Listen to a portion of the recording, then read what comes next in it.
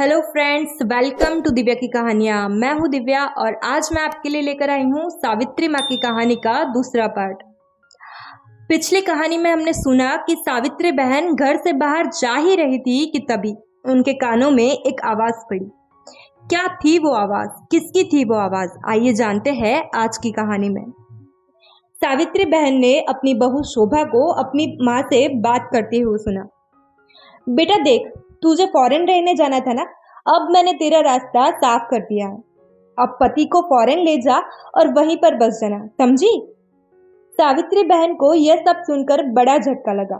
उन्होंने बेटे को सारी बातें बताई, लेकिन शोभा की माँ ने उन्हें ये कहकर गलत साबित कर दिया कि वो घर का आराम छोड़कर जाना नहीं चाहती, इसीलिए ये सब बोल रही है। सावित्री बहन को वृद्धाश्रम छोड़ दिया गया। तब से सावित्री बहन आश्रम में रहकर खाना बनाने का काम संभालने लगी थी।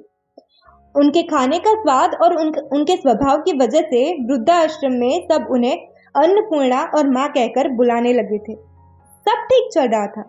सावित्री बहन वृद्धाश्रम में खुश रहने लगी थी। वो कभी बीमार नहीं होती थी, लेकिन पिछले कुछ महीनों से वो काफी बीमार रहने लगी थी। सारे अच्छे डॉक्टर को दिखा दिया था, लेकिन उनका बुखार कम ही नहीं हो रहा था। शरीर बेहद कमजोर हो चुका था।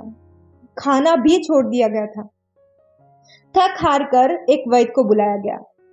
जी देखिए, इनका अंत समय नजदीक आ चुका है, लेकिन कुछ है जो इनको मुक्त नहीं होने दे रहा। कोई इच्छा?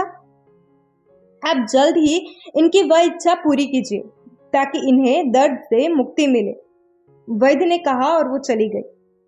आश्रम के लोगों ने सावित्री माँ से उनकी इच्छा के बारे में जानने की कोशिश की, लेकिन कमजोर होने की वजह से वो बोल नहीं पा रही थी।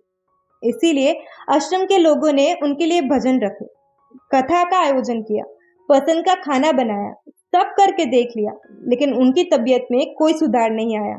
आखिरकार अब उनके बेटे को बुलाने की बात की जा रही थी और इसी बात से सावित्री माँ का ख्याल रखने वाली उषा और अंबा के बीच बहस छिड़ चुकी थी।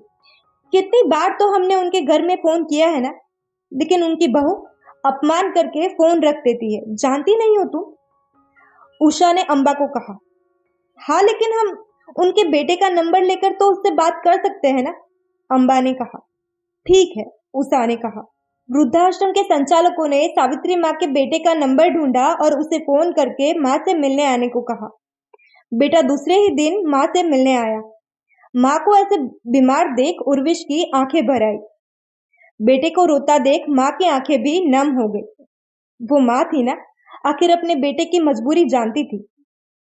उन्होंने कुछ कहने के लिए होठ हिलाए, लेकिन प से ज्यादा कुछ नहीं बोल पाई। उर्विश वहां से चला गया। कुछ दिनों बाद आश्रम वालों ने उर्विश को फिर फोन लगाया और सावित्री माँ की तबीयत के बारे में बताया। उर्विश सोच में पड़ गया। उसे समझ नहीं आ रहा था कि माँ अब तक ठीक क्यों नहीं हुई थी, या फिर उसने घर जाकर अपनी पत्नी को यह बात बताई। पत्नी ने गुस्सा होते हुए कहा, सब नाटक है उनका। पोता आ गया है ये जान चुकी थी ना। मैंने मिलने नहीं दिया, घर में आने नहीं दिया, इसीलिए ये सब कर रही है। उर्विश को समझ आ चुका था कि उसकी माँ अपने पोते के लिए तड़प रही थी। मैंने तुमसे कहा था ना कि हम वही विदेश में रह जाते हैं ताकि मेरे बच्चे पर माँ के ग्रहण का साया ना पड़े, लेकिन तुम हो कि। सुबह बोलती रही।